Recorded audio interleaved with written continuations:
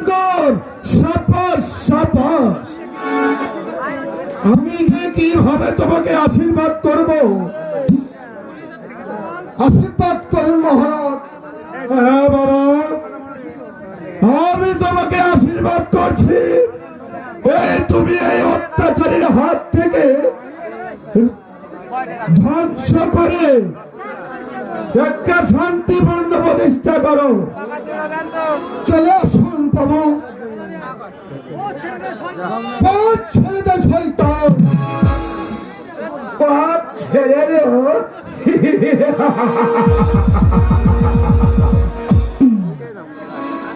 তোর সাহস তো কম দেখছি না। সরে যাও বলে শঙ্কর।